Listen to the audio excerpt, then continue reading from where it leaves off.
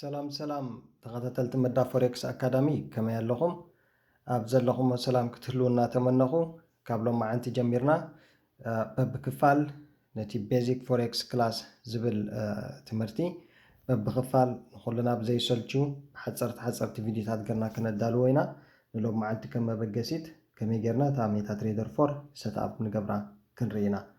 ሜታትሬደር 4 ሓንቲ ካብተን ኣገደስቲ ኣብቲ ትሬዲንግ ሂወትና ወይ ድማ ትሬድ ኣብ ንገብረሉ ግዜ ብጣዕሚ ኣገዳሲ ዝኾነት ኣፕሊኬሽን ኣብ ፕሌይ ስቶር ኣቲና ሜታ ኤምቲ 4 ኢልና ዳውንሎድ ምስ ገበርናያ ከምዚ ክትመፀና እያ ማለት እዩ። ስለዚ እዚኣ መላማመዲት ወይ ድማ ዴሞ ኣፕሊኬሽን እያ ማለት እዩ። ስለዚ ባይ ዲፎልት ሓንሳብ ዳውንሎድ ምስ ገበርናያ ከምዚ ንሪኦ ዘለና ክትመፀና እያ። ስለዚ እንታይ ንገብር ኣብዚ ማእከል ሎንግ ፕረስ ምስ ገበርና ነዊሕ እንድሕር ፀቂጥናዮ ከምዚ ክመፀና እዩ።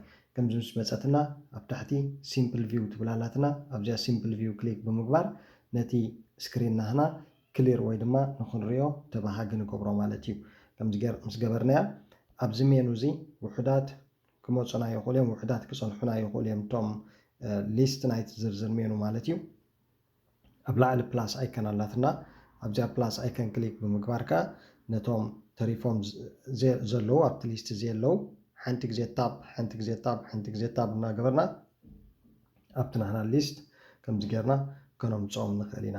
ከምኡ እውን ኣብዚ ናህና ሊስት ክህሉ ዘይንደልዮ ፓየር እንድሕር ሃልዩ ኣብ ላዕሊ ናይ ፒሮ ምልክት ኣላትና ወይ ድማ ኢዲት መግበሪት ኣላትና ኣብኣ ታብ ምስ ገበርና ትሪእዋ ኣለኹም ናይ ቢን ኣላትና ኣብታ ቢን ክሊክ ምስ ገበርና ነቲ ኣብቲ ሊስት ናህና ክህሉ ዘይደለናዮ ፓየር ከምዚኣ ጌርና ክሊክ እናገበርና እውን ካብቲ ናህና ዝርዝር ወይ ካብቲ ናህና ሜኑ ከነውፅኦ ንኽእል ኢና። ትሪእዎም ኣለኹም ሕጂ ውሕዳት ወይ ድማ ብቁፅሪ ኣዝዮም ውሕዳት ተሪፎምና ኣለዉ ማለት እዩ።